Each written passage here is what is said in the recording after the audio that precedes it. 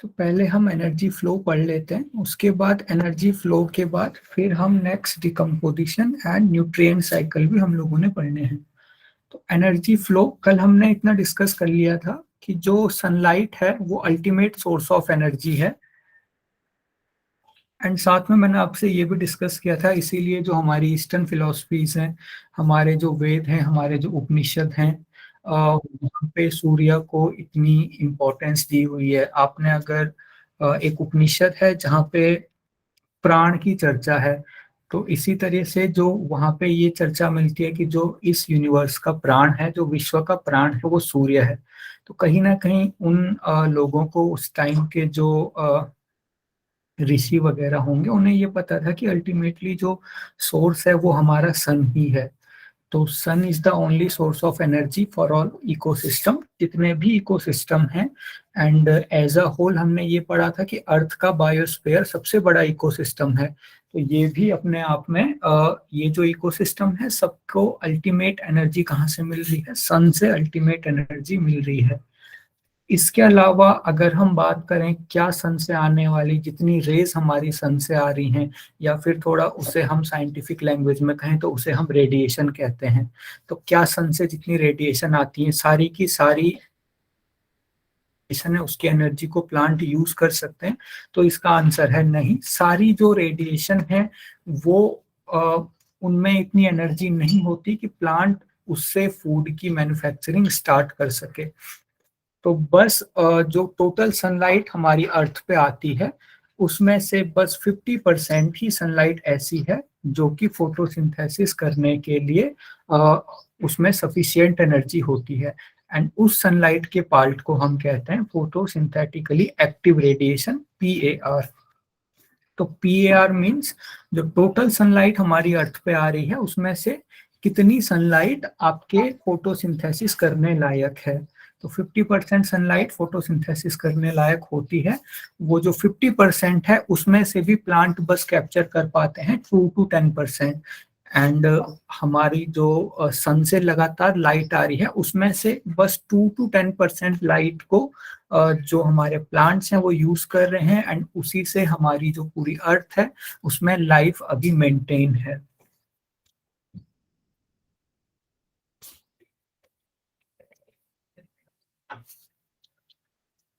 Next कुछ एक terms हमने डिस्कस करने। पीआर की फुल फॉर्म क्या है सर? पीआर की फुल फॉर्म क्या है? Active radiation, photosynthetically active radiation means जो आपकी सनलाइट फोटोसिंथेसिस की प्रोसेस के लिए एक्टिव है, जो फोटोसिंथेसिस के लिए हम और जो प्लांट है उससे फोटोसिंथेसिस कर सकते हैं। तो वो ये 2 से 10% ही।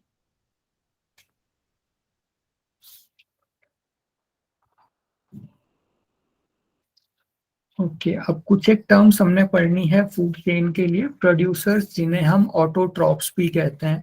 तो प्रोड्यूसर्स मींस जो कि अपने फूड के लिए किसी दूसरे ऑर्गेनिज्म पे डिपेंड नहीं होते हैं। जैसे कि इनके पूरे नाम से ही हमें क्लियर हो रहा है, प्रोड्यूसर्स मींस ये किसी चीज को प्रोड्यूस कर रहे हैं। ऑटोट्रॉप, ऑटो टर्म अगर कहीं पे जुड़ जाता है तो उसका मतलब होता है स्वयं से। तो जो स्वयं से अपना फूड सिंथेसिस करते हैं, जैसे बायोग्राफी का मतलब होता है किसी का जीवन चरित्र, लेकिन अगर उसके आगे हम ऑटो लगा देना, ऑटोबायोग्राफी, तो मतलब अपना खुद का जीवन चरित्र लिखा हुआ है। तो ऑटो मीन्स स्वयं से। तो ऑटोट्रॉप्स मीन्स जो स्वयं से अपना फूड सिंथेसिस कर रहे हैं। एंड यहाँ पे सारे के सारे प्लांट्स आ जाते हैं। एंड मोस्टली कुछ एक एल्गी, एल्गी का मतलब शैवाल होता है। अगर आपने बॉटनी कभी पढ़ी होगी तो आपको ये टर्म आप रिलेट कर गए होंगे।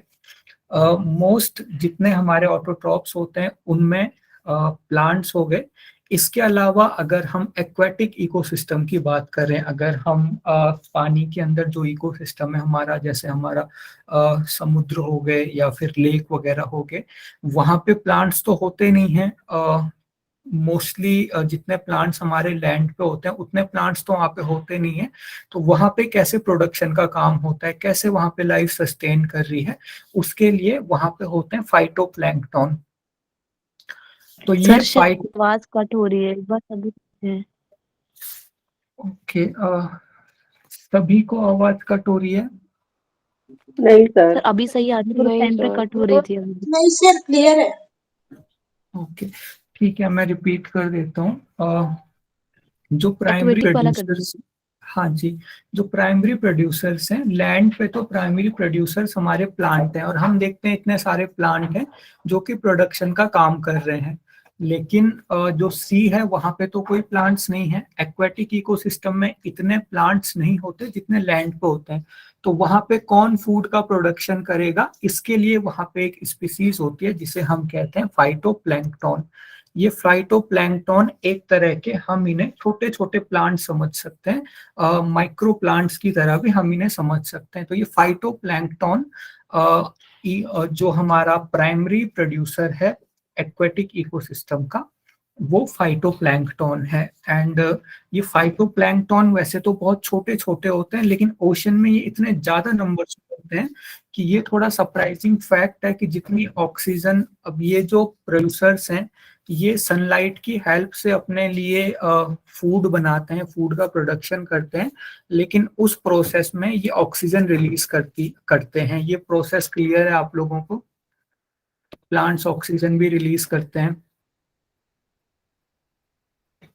हाँ सर। हाँ जी, यस सर। फूड की प्रिपरेशन में ऑक्सीजन रिलीज करते हैं। वो पूरी की पूरी रिएक्शन है ना, जिसमें CO2 यूज होती है एंड लास्ट में ऑक्सीजन रिलीज होती है। लेकिन यहाँ पे ये थोड़ा सा सरप्राइजिंग फैक्ट है कि हमारी जो अर्थ है उसमें जो टोटल ऑक्सीजन है उसमें ज्यादा प्लांट का कंट्रीब्यूशन नहीं है, उसमें ज्यादा कंट्रीब्यूशन हमारे फाइटोप्लैंक्टन्स का है। तो बहुत छोटी छोटी स्पीसीज होती है लेकिन पूरे ओशन में फैली हुई होती है। तो ये ओशन में फूड का प्रोडक्शन भी स्टार्ट कर रही है अपने किससे, सनलाइट की हेल्प से। एंड ओशन में जितनी ऑक्सीजन है या फिर अर्थ में जितनी ऑक्सीजन है उसका बहुत बड़ा शेयर इन फाइटोप्लैंक्टन्स की वजह से है। इसके अलावा कुछ एल्गी भी होते हैं हमारे एक्वेटिक इकोसिस्टम में, एंड कुछ कुछ प्लांट्स भी होते हैं जो एक्वेटिक प्लांट हैं, लेकिन बहुत कम नंबर्स में होते हैं ये। इसके अलावा जो सनलाइट की एनर्जी ट्रैप तो करते हैं, इसी बात पे आप बात कर रहे हैं, छोटे छोटे प्लांट्स के बारे में बात कर रहे हो? फाइटोप्लैंक्टन्स, हम इन्हें पूरी तरह से तो प्लांट्स नहीं कह सकते। ये बहुत एक तरह से बहुत छोटी साइज की स्पीसीज होती है जो कि प्लांट की तरह ही वर्क करती है। इसके अलावा जो एनर्जी प्रोड्यूसर ट्रैप करते हैं, वो एनर्जी प्रोड्यूसर से फिर कौन ले लेता है? कंज्यूमर्स।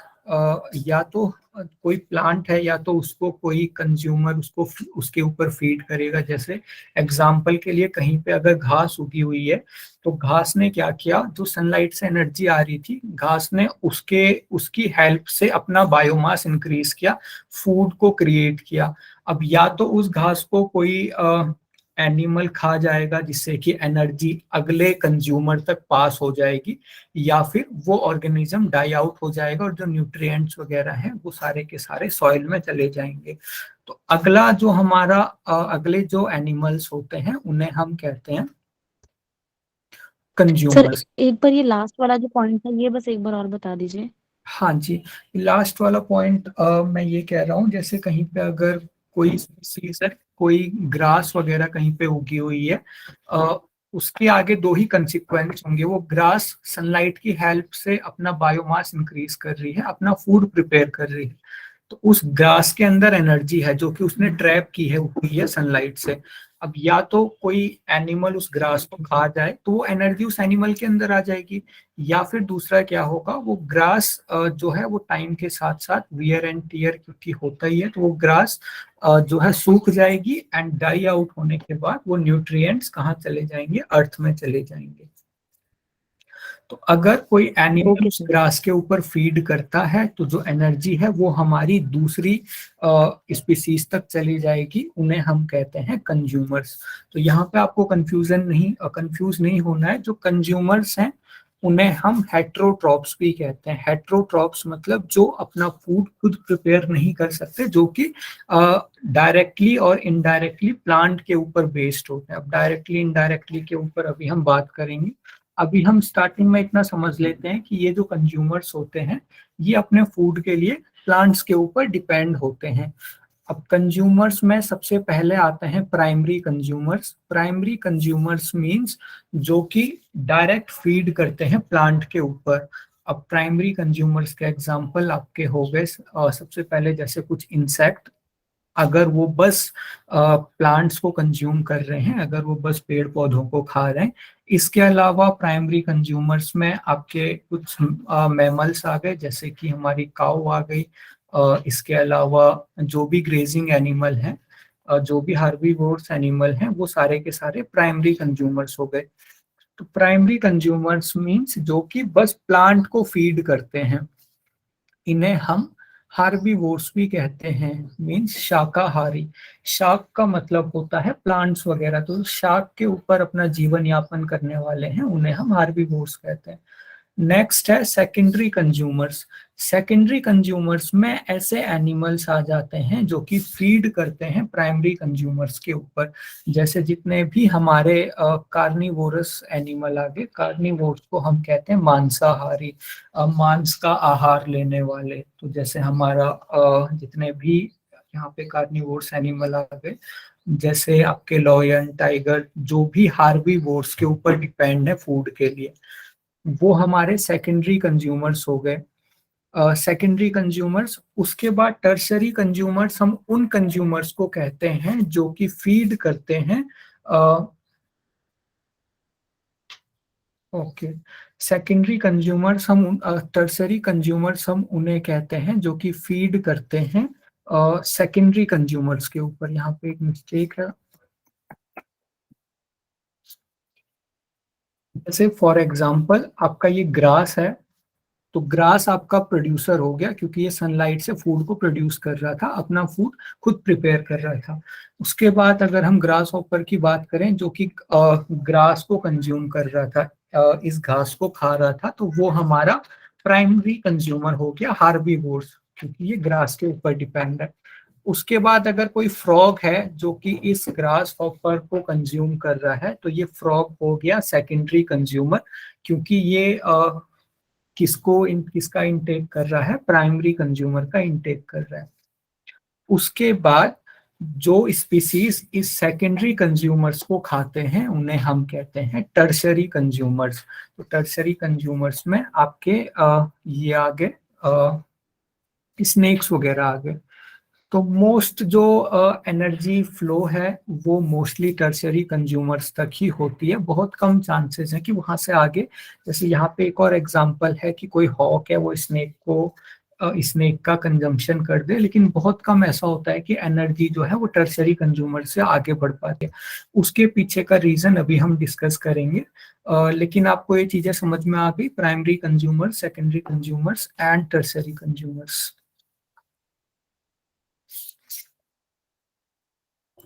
सर टर्सरी कंज्यूमर्स जरा एक बार और बता दीजिए। हाँ जी, टर्शरी कंज्यूमर्स मींस जो अपने भोजन के लिए सेकेंडरी कंज्यूमर्स के ऊपर डिपेंड करते हैं।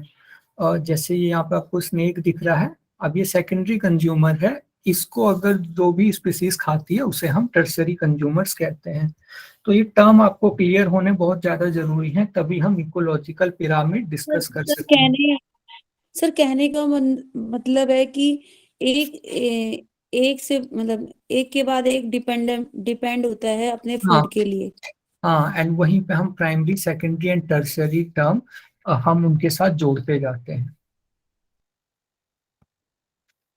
अब यहाँ पे आपको ये कंफ्यूज नहीं होना है कि एक जो ऑर्गेनिज्म है या फिर एक जो स्पीसीज है वो टर्सरी कंज्यूमर्स ही होगा।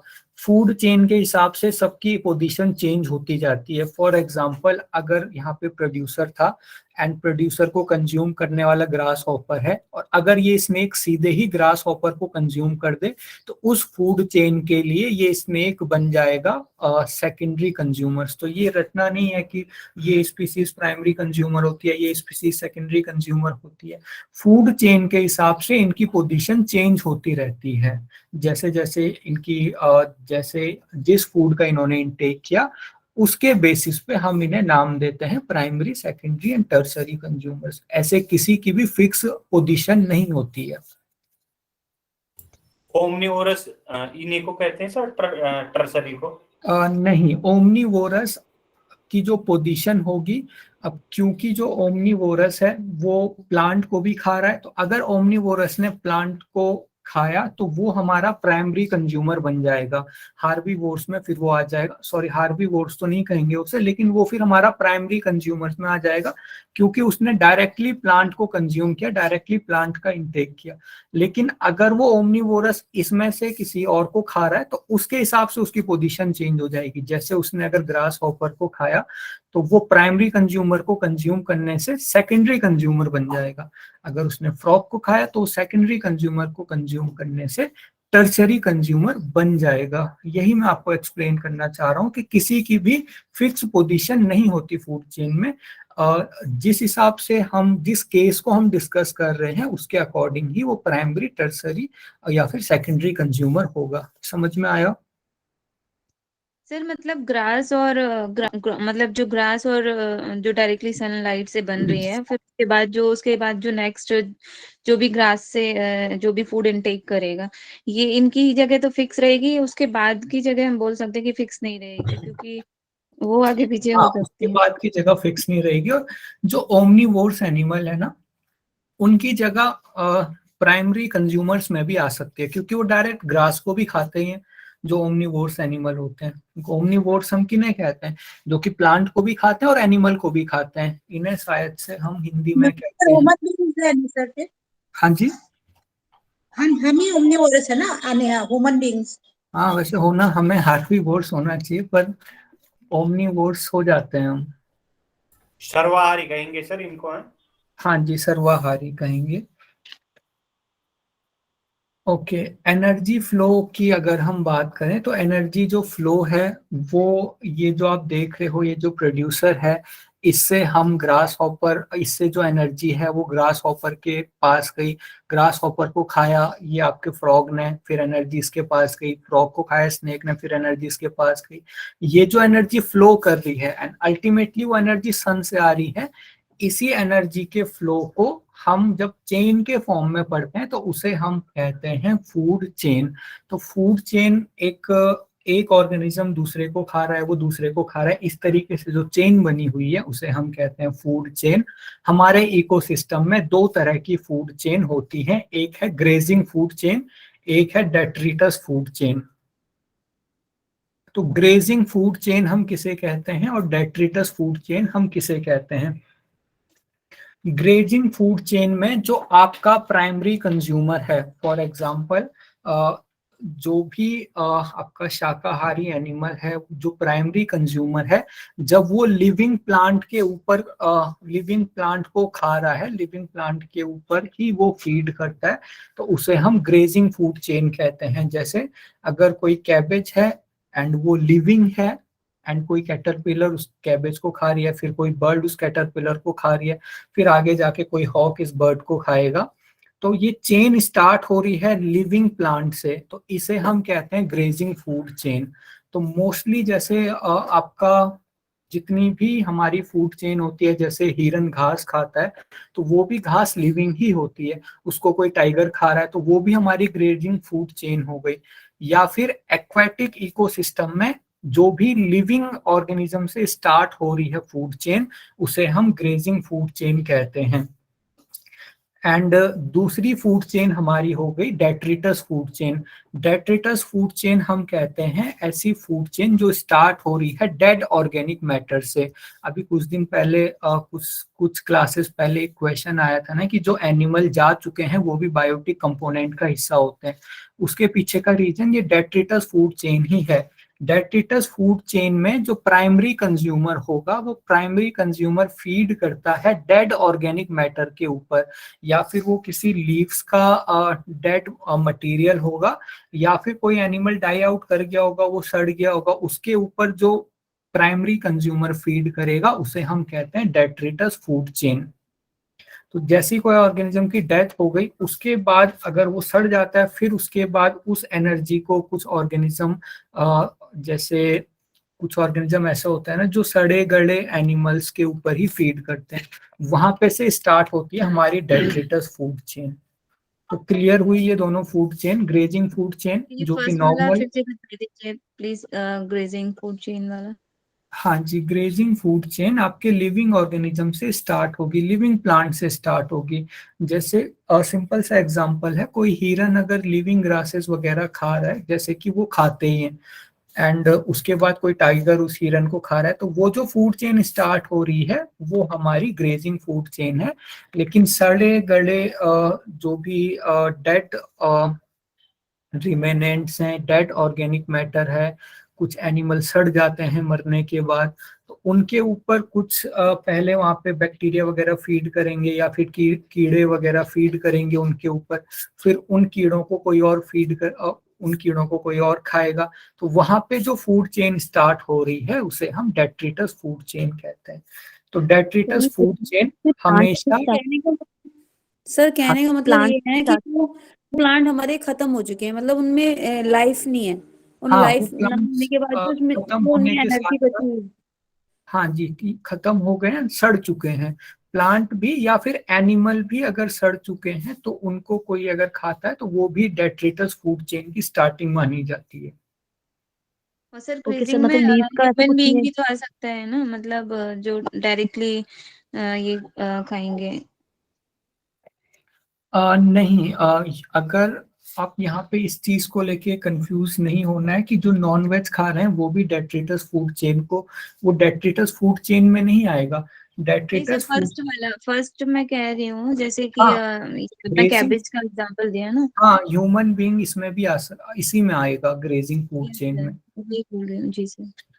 वो जो भी चीज एकदम सड़ गई ना, उसको खाने वाले वो अलग ही ऑर्गेनिजम्स होते हैं, उन्हें हम सेप्रोफाइट्स कहते हैं। जब हम डिकम्पोजिशन पढ़ेंगे तब उनके बारे में बात करेंगे हम। सर एक सेकंड, जो ये मतलब स्टार्टिंग है, ऐसा कुछ स्पेसिफिक नहीं है कि प्लांट से ही होगी, वो उससे भी हो सकती है, मतलब कोई एनिमल स्पीशीज से भी हो सकती है? हाँ, बस वो एक तरह से डेड ऑर्गेनिक मैटर होना चाहिए, कि वो सड़ गए हैं, अब डेड होने के साथ साथ बहुत टाइम तक डेड हैं, सड़ गए हैं, तो यहाँ पे डेट्रिटस फूड चेन स्टार्ट होती है।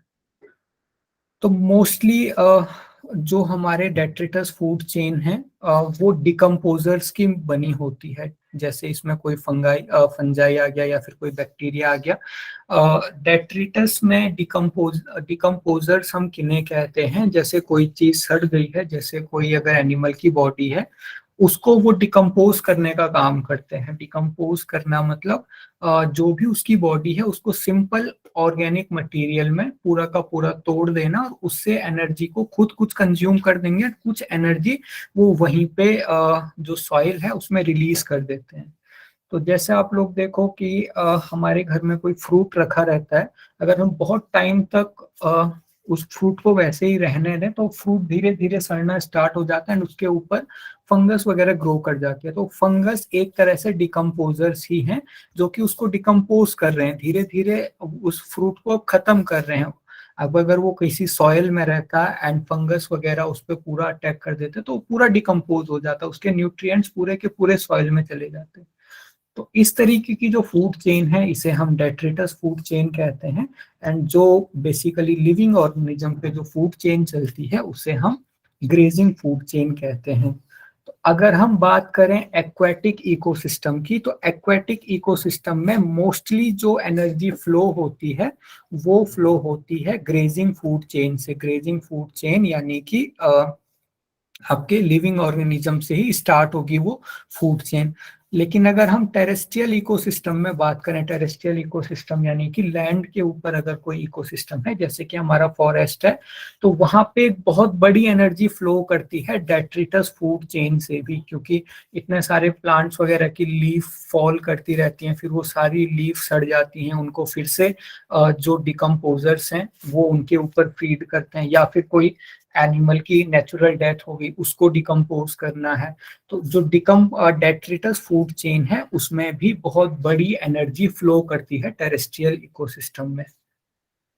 और सर एक्वेटिक वाले में लाइक वो वाला करेगा, कौन सा? ग्रेजिंग फूड चेन, लिविंग वाला। हाँ जी, उसे हम ग्रेजिंग फूड चेन कहते हैं। अब यहाँ पे ऐसा नहीं है, एक्वेटिक इकोसिस्टम में आपका डेट्रिटस फूड चेन नहीं चलेगी, बहुत कम चलती है, उसमें बहुत कम एनर्जी फ्लो करती है। लेकिन टेरेस्ट्रियल इकोसिस्टम में ग्रेजिंग फूड चेन के साथ साथ डेट्रिटस फूड चेन में भी बहुत ज्यादा एनर्जी फ्लो करती है।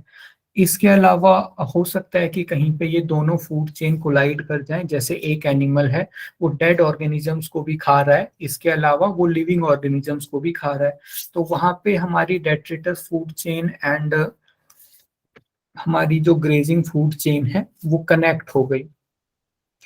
अब हम फूड वेब को थोड़ा समझ लेते हैं। जैसे एक फूड चेन है, ये कोई कॉर्न का प्लांट है, कोई ग्रास हॉपर इसके ऊपर फीड कर रहा है, इस ग्रास हॉपर के ऊपर रैट फीड कर रहा है या फिर फ्रॉग भी इसके ऊपर फीड करते हैं।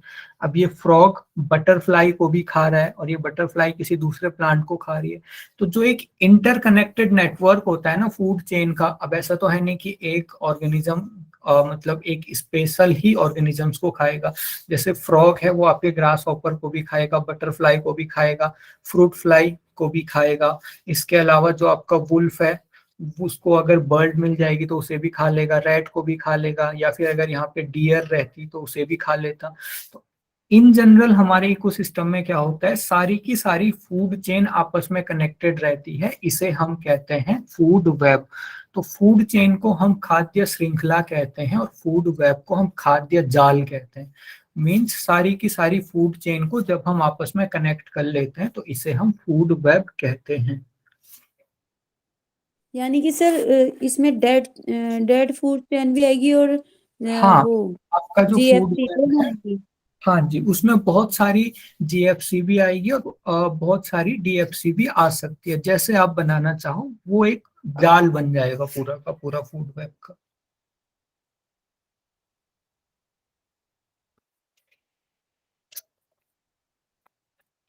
ओके, एनर्जी इस तरीके से फ्लो करती है। सबसे पहले प्राइमरी प्रोड्यूसर्स, अब यहाँ पे आपको प्रोड्यूसर के आगे प्राइमरी लगाने की जरूरत नहीं है, लेकिन ये यहाँ पे इसलिए लिखा है क्योंकि कई बार कई बुक्स में आपको प्रोड्यूसर के आगे प्राइमरी और लगा हुआ मिल जाएगा, क्योंकि प्रोड्यूसर तो एक ही होते हैं प्लांट, उनमें थोड़ी ना प्राइमरी सेकेंडरी होता है। लेकिन फिर भी यहाँ पे प्राइमरी प्रोड्यूसर लिखा हुआ है तो आपको उसमें कंफ्यूज नहीं होना है। तो प्राइमरी प्रोड्यूसर के ऊपर जो फीड करते हैं उन्हें हमने प्राइमरी कंज्यूमर बोला, प्राइमरी कंज्यूमर के ऊपर जो फीड करते हैं उसे हमने सेकेंडरी कंज्यूमर बोला, एंड सेकेंडरी कंज्यूमर के ऊपर जो फीड करते हैं उसे हमने टर्सरी कंज्यूमर्स बोला। अब यहाँ पे हमने स्टार्ट करने हैं इकोलॉजिकल पिरामिड। एक मिनट,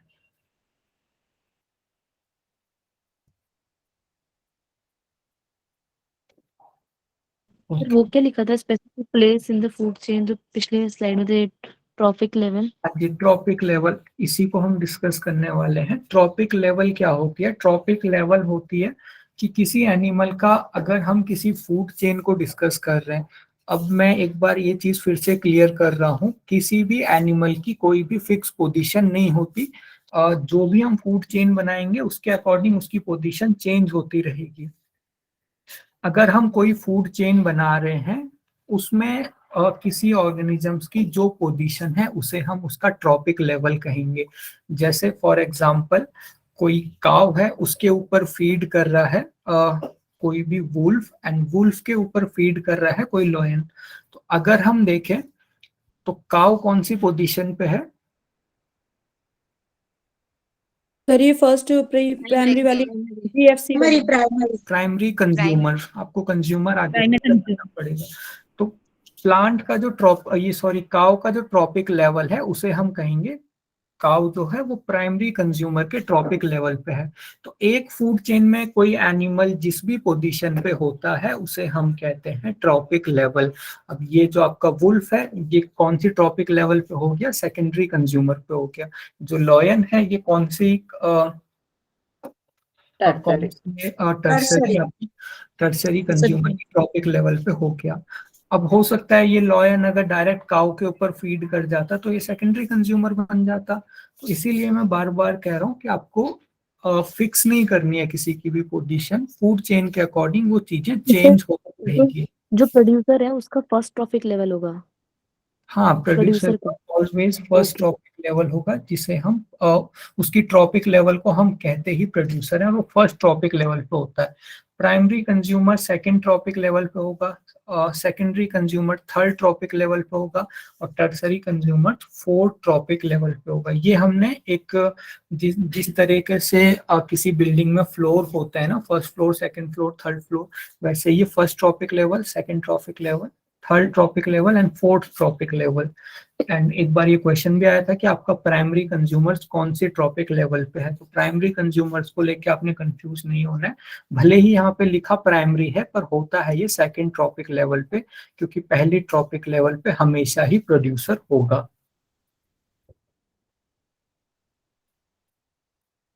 सर प्रोड्यूसर मतलब प्लांट है या सूरज? प्लांट प्लांट भले ही सूरज के ऊपर डिपेंड है, पर प्रोड्यूस तो यहाँ पे प्लांट कर रहे हैं ना, तो वहां पे प्लांट आ जाएंगे।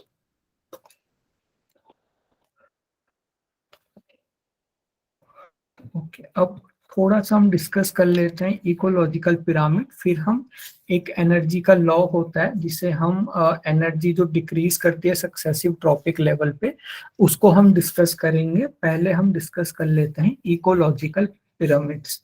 तो पिरामिड आपने बेसिकली जब भी हम कभी डीआई के क्वेश्चन करते हैं तो हम जो स्टैट्स हैं उसको अलग अलग फॉर्म में दिखाते हैं ना। जैसे फॉर एग्जांपल आप किसी परसेंटेज को आप दिखा सकते हो पाई चार्ट के फॉर्म में, किसी डेटा को आप चार्ट के फॉर्म में दिखा सकते हो। सिमिलरली जो यहाँ पे डेटा है वो एक पिरामिड के फॉर्म में दिखाया गया होता है। कैसे हम पिरामिड बनाते हैं?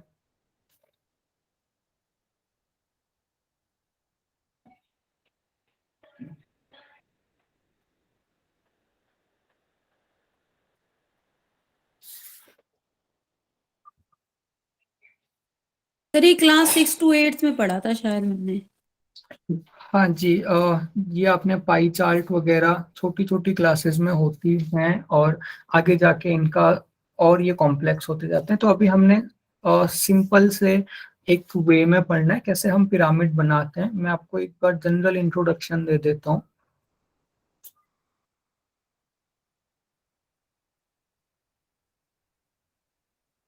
एक जो पिरामिड होता है उसमें बहुत सारे लेवल होते हैं। इस तरीके से एक पिरामिड बनता है। एक लेवल ये हो गया, उसके बाद अगली लेवल इसमें ये आ जाएगी। मीन्स इसमें डाटा होता है, आपके पास 4 डाटा है। फॉर एग्जाम्पल एक नंबर है 4, एक नंबर है 6, एक नंबर है यहाँ पे 8 हो गया, एक नंबर है 10। तो 10 क्योंकि सबसे बड़ा है तो सबसे बड़ी विड्थ इसकी होगी। उसके बाद 8 थोड़ा छोटा है तो ये थोड़ा और छोटा हो जाएगा। अगर 6 यहाँ पे और छोटा है तो ये इससे और छोटा हो जाएगा। मतलब डाटा के अकॉर्डिंग इनकी जो विड्थ है वो हम कम ज्यादा करके एक पिरामिड के फॉर्म में सेट कर देते हैं। यानी यहाँ पे 4 लिखा है तो ये और छोटा हो जाएगा। लेकिन अगर 4 के ऊपर यहाँ पे 12 लिखा होता तो ऊपर वाली ये हमें सबसे बड़ी बनानी पड़ती। तो इस तरीके से एक पिरामिड बनता है। आपके पास जो डेटा है उसके हिसाब से हम विड्थ को सेट करते हैं। तो इस तरीके से एक जनरल पिरामिड की फॉर्मेशन होती है, उसे ही हमने यहाँ पे अप्लाई करना है। तो जब हम फूड चेन को रिप्रेजेंट करते हैं as a form of pyramid तो इसे हम कहते हैं इकोलॉजिकल पिरामिड। तो जो इकोलॉजिकल जो सबसे बेस होगा उसमें हम रखते हैं प्रोड्यूसर्स को। जो पिरामिड का सबसे नीचे का हिस्सा होगा, पहली जो लेयर होगी उसमें हम रखते हैं प्रोड्यूसर्स को। उसके बाद दूसरी लेयर पे हम रखते हैं प्राइमरी कंज्यूमर्स को, फिर हम रखेंगे सेकेंडरी कंज्यूमर्स को, एंड लास्ट में हम रखते हैं टर्शरी कंज्यूमर्स को।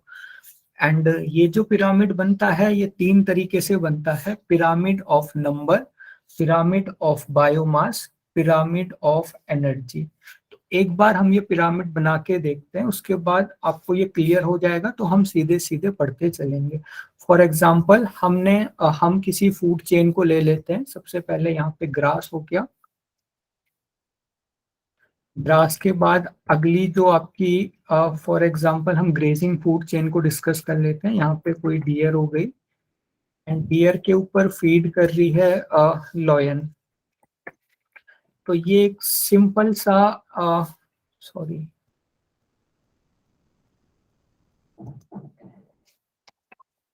ये 3 स्टेप की फूड चेन हो गई। ग्रास को हम कहेंगे प्रोड्यूसर, डियर को हम कहेंगे प्राइमरी कंज्यूमर, एंड लॉयन हमारा हो गया सेकेंडरी कंज्यूमर। अब अगर हमने बनाना है पिरामिड ऑफ नंबर, तो पिरामिड ऑफ नंबर में सबसे पहली लेयर हमेशा, पिरामिड ऑफ नंबर अगर हम बनाएं तो हम देखेंगे कि ये जो अलग अलग ट्रॉपिक लेवल हैं इसमें कितने कितने एनिमल्स के नंबर हैं। तो पिरामिड ऑफ नंबर अगर हम बनाते हैं तो सबसे पहले ग्रास का जो नंबर होगा वो हम बना लेंगे। अब जितनी ग्रास जंगल में होती है उतना जो डियर है उसका तो नंबर नहीं होता, या फिर जितनी टोटल ग्रास है जंगल में, जितने पेड़ टोटल जंगल में है, डियर का नंबर उनसे कम है। तो डियर का जो नंबर का फिर उसके बाद जो लेयर आएगी वो थोड़ी सी कम हो जाएगी, एंड अल्टीमेटली जो लॉयन का नंबर है वो उससे भी ज्यादा कम होगा, तो लेयर थोड़ी सी और उसकी विड्थ कम हो जाएगी। इस तरीके से ये पिरामिड ऑफ नंबर हो गया किसका, ग्रेजिंग फूड चेन का। सिमिलरली हम पिरामिड ऑफ बायोमास भी बना सकते हैं, पिरामिड ऑफ एनर्जी। सर मतलब हाँ बस साइड से लॉन्गिट्यूड इसको छोटा किया जा रहा है, बट वैसे मतलब विड्थ में तो वो सेम ही है ना? हाँ।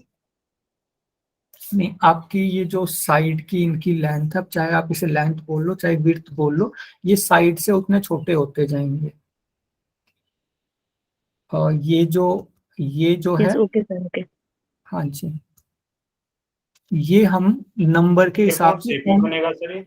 हाँ जी, त्रिकोण टाइप का बन जाएगा ये फिर? हाँ, त्रिकोण टाइप का बनेगा। तो जब ये त्रिकोण टाइप का बनता है पिरामिड, इसे हम कहते हैं अपराइट पिरामिड। जब ये पिरामिड त्रिकोण टाइप का बनेगा तब हम इसे क्या कहेंगे, अपराइट पिरामिड। और जब ये पिरामिड उल्टे त्रिकोण टाइप का बनेगा तो उसे हम कहेंगे इन्वर्टेड पिरामिड। अगर ये इस तरह का बनता है तो इसे हम कहते हैं इन्वर्टेड पिरामिड। अब कब इन्वर्टेड पिरामिड बनेगा वो भी हम देखेंगे। फॉर एग्जाम्पल, किसी ट्री के ऊपर बहुत सारी बर्ड्स फीड हो रही हैं, एंड उन बर्ड्स को फिर किसी ट्री के ऊपर अगर बहुत सारी बर्ड फीड कर रही हैं, तो अगर हम उसका पिरामिड बनाने का ट्राई करें तो ये हमारा हो गया ट्री, उसके ऊपर बहुत सारी बर्ड्स अगर फीड कर रही हैं। सर ये जो इन्वर्टेड था उसका नाम क्या था? मतलब एक अपराइट पिरामिड, एक इन्वर्टेड पिरामिड। हाँ जी, एक इन्वर्टेड पिरामिड। तो अभी हमने ग्रेजिंग फूड चेन का पिरामिड ऑफ नंबर में, ये आपको ध्यान रखना है कब हम पिरामिड ऑफ नंबर बना रहे हैं, जब हम स्पीसीज की पॉपुलेशन देखते हैं, उनके नंबर देखते हैं कि उनकी संख्या कितनी है। पिरामिड ऑफ बायोमास में, ठीक है, वो अभी हम डिस्कस करेंगे। अभी हम एक इन्वर्टेड पिरामिड ऑफ नंबर देख लेते हैं। सबसे नीचे हमेशा प्रोड्यूसर आएंगे, तो ट्री बस एक है, उसके बाद उसके ऊपर बहुत सारी बर्ड्स फीड कर रही हैं तो बर्ड्स का नंबर ज्यादा हो जाएगा। तो ये हमारा एक इन्वर्टेड पिरामिड बन गया।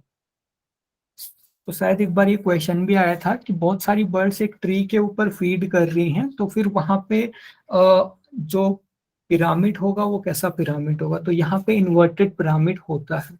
तो ये आप लोगों को क्लियर हो गया पिरामिड ऑफ नंबर हम किसे कहते हैं एंड पिरामिड कैसे बनाया जाता है। अब हम डायरेक्टली इसमें 2 ही लेयर रहेंगे क्या, ट्री और बर्ड? अगर आगे कुछ बर्ड्स के ऊपर अगर कुछ और फीड कर रहे रहते तो वैसे वैसे हम लेयर बढ़ाते जाएंगे। ये केसेस कुछ भी फिक्स नहीं रहते हैं, जैसे ही आपको फूड चेन मिलेगी वैसे आप पिरामिड बनाओगे। नेक्स्ट है पिरामिड ऑफ बायोमास। बायोमास कहते हैं कि टोटल वेट कितना है।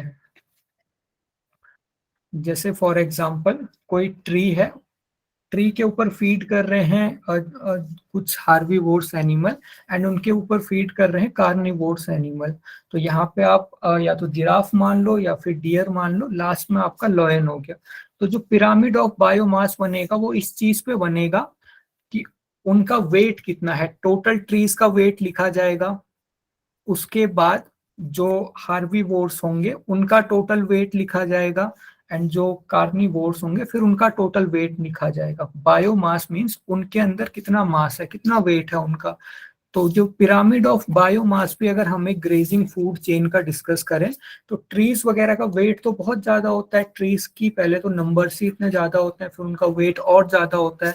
तो ये जो ट्रीज हैं इनका जो लेयर होगी थोड़ी सी इसकी विड्थ ज्यादा होगी। उसके बाद डियर्स वगैरह आ जाएंगे, उनका बायोमास, उनका नंबर्स ज्यादा होता है तो थोड़ा बायोमास भी उनका ज्यादा होगा। लेकिन अगर हम बात करें, इन्वर्टेड ही होगा सर ये, हाँ जी, इन्वर्टेड ही होगा क्या फिर ये पिरामिड? नहीं, ये जो आपका पिरामिड ऑफ बायोमास होगा ये अपराइट ही होगा, मतलब इसमें सीधा ट्रायंगल ही बनेगा, क्योंकि ट्रीज का बायोमास सबसे ज्यादा होगा ना। उसके बाद ये जो प्राइमरी कंज्यूमर्स हैं इनका बायोमास थोड़ा सा और कम होगा, एंड सबसे कम होगा अगर कोई लॉयन वगैरह है। अब यहाँ पे हम एक लॉयन या फिर एक डियर की बात नहीं कर रहे हैं, पूरी लॉयन की पॉपुलेशन एंड पूरी डियर की पॉपुलेशन की बात कर रहे हैं। तो डियर तो एक जंगल में कितनी ज्यादा होती है, उनके ऊपर सरवाइव करने वाले, क्योंकि लॉयन का नंबर कम होता है तो उनका टोटल वेट भी कम होगा। सारे के सारे जो लॉयन है उनकी टोटल पॉपुलेशन का वेट भी कम होगा। इसीलिए ये पिरामिड ऑफ बायोमास भी आपका कैसे बनेगा, सीधा ही बनेगा, ठीक है, अपराइट बनेगा। इसके बाद नेक्स्ट है pyramid of, according to person, मतलब अकॉर्डिंग टू ये जो जीव हैं उनके अकॉर्डिंग ही हमारा पिरामिड बनेगा। जैसा पिरामिड, जैसे कि अभी आपने बोला ट्री है, फिर हार्बीवोर्स है, फिर उसके बाद जिराफ है, हाँ फिर उसके जी, बाद शेर है, तो ये उसी मतलब इन लोगों के अकॉर्डिंग बनेगा ना। हाँ, पिरामिड आप जैसी फूड चेन आप ले रहे हो, यही मैं रिपीट कर रहा हूँ कि ये कुछ भी फिक्स नहीं होता। जो भी फूड चेन आप ले रहे हो उसके अकॉर्डिंग ये पिरामिड की फॉर्मेशन होगी, वैसे बनाएंगे।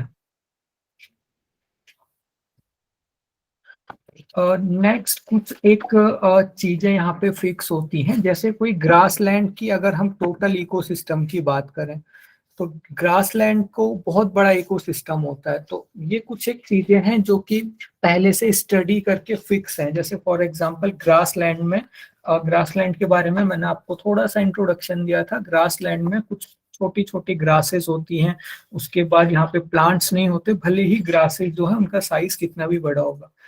प्राइमरी कंज्यूमर्स में यहाँ पे कुछ रैबिट वगैरह होंगे, कुछ हिरन वगैरह होगी।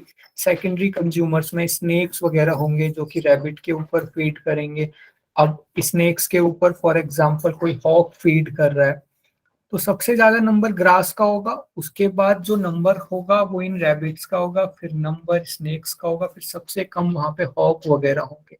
तो ये जो पिरामिड ऑफ नंबर है ये कैसा बना है, अपराइट बना है। नेक्स्ट अगर हम बात करें पिरामिड ऑफ बायोमास की, पिरामिड ऑफ बायोमास में जो हमारा ये एक ग्रासलैंड है, टेरेस्ट्रियल इकोसिस्टम है, उसका पिरामिड ऑफ बायोमास हमेशा अपराइट होता है। जैसे कि सबसे ज्यादा बायोमास ट्रीज का होगा, उसके बाद जो वेट होगा ज्यादा वो इनका होगा प्राइमरी कंज्यूमर्स का, हिरन वगैरह का। उसके बाद फिर लॉयन वगैरह की पॉपुलेशन का कलेक्टेड वेट थोड़ा और कम हो जाएगा। तो पिरामिड ऑफ बायोमास भी अगर हम एक टेरेस्ट्रियल इकोसिस्टम में देखें तो वो हमेशा अपराइट होता है। नेक्स्ट है, अगर ये एक इम्पॉर्टेंट है, इसे आप स्टार मार्क कर लीजिए। अगर हम पिरामिड ऑफ बायोमास देखें एक एक्वेटिक इकोसिस्टम का, तो एक्वेटिक इकोसिस्टम में जो पिरामिड ऑफ बायोमास है वो इन्वर्टेड होता है। उसका रीजन क्या है कि यहाँ पे जो प्राइमरी प्रोड्यूसर हैं ये है फाइटोप्लैंक्टन, एंड ये फाइटोप्लैंक्टन बहुत माइक्रोस्कोपिक भी कह सकते हैं हम, लेकिन बहुत एक तरह से छोटी स्पीसीज होती हैं, उनको कंज्यूम करते हैं जू प्लैंक्टन। जू प्लैंक्टन भी एक बहुत छोटी स्पीसीज है जो कि फाइटोप्लैंक्टन को कंज्यूम करेगी।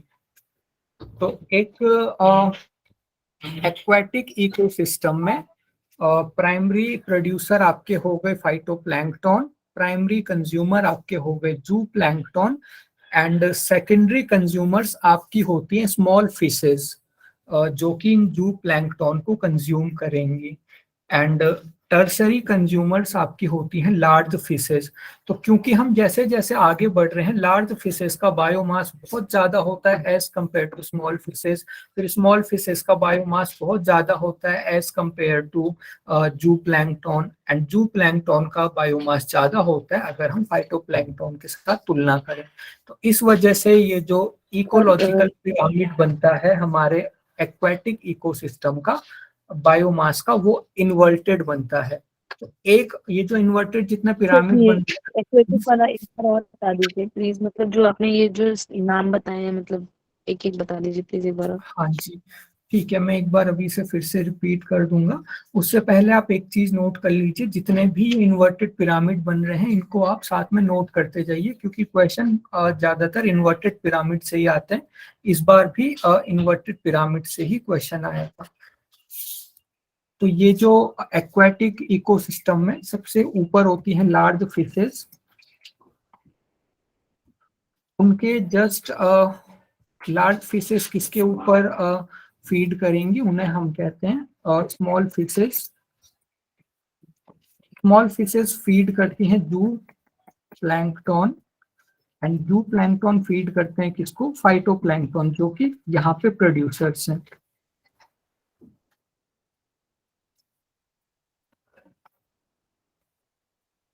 तो इस तरीके से ये इनका ये फर्स्ट ट्रॉपिक लेवल हो गई, सेकंड ट्रॉपिक लेवल हो गई, थर्ड ट्रॉपिक लेवल हो गई, फोर्थ ट्रॉपिक लेवल हो गई। तो फाइटोप्लैंकटन क्योंकि बहुत छोटे होते हैं तो इनका मास कम होता है जू प्लैंकटन की टोटल स्पीसीज से। जू प्लैंकटन का टोटल मास कम होता है स्मॉल फिशेस से, एंड स्मॉल फिशेस का टोटल मास कम होता है लार्ज फिशेस से। जैसे जैसे ऊपर जा रहे हैं वैसे वैसे वेट बढ़ता जा रहा है इनकी टोटल पॉपुलेशन का।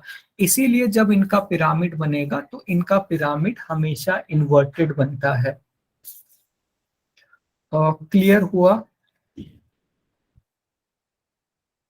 सर सर कहने का मतलब ये है कि जैसे जैसे हम ऊपर जाएंगे उनकी इनकी संख्या बढ़ती जाएगी।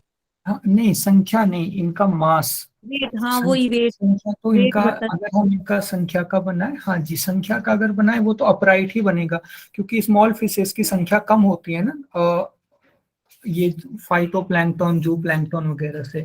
तो जब हम इनका बनाएंगे संख्या वाला वो तो अपराइट ही बनेगा, लेकिन इनका बायोमास का जो बनता है, बायोमास का इनका इन्वर्टेड बनता है।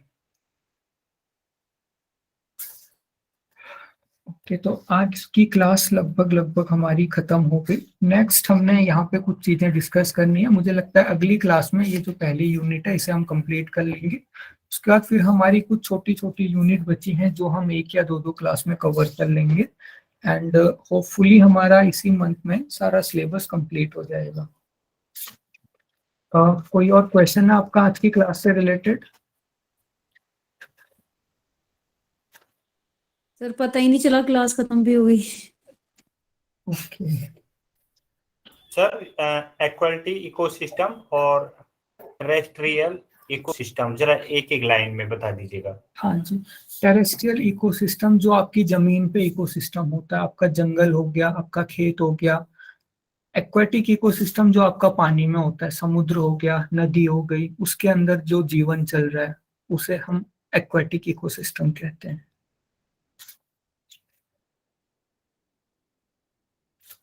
कोई और क्वेश्चन? मिलेगी ना हमें? हाँ जी हाँ जी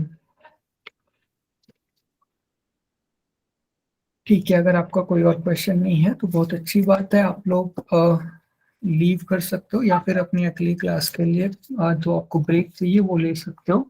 thank you so much sir. Thank you sir. Thank you sir. Thank you very much sir, बहुत ही Thank अच्छा you. पढ़ाते हैं। Thank you so much sir. Thank you sir. Hariom sir. धन्यवाद सर।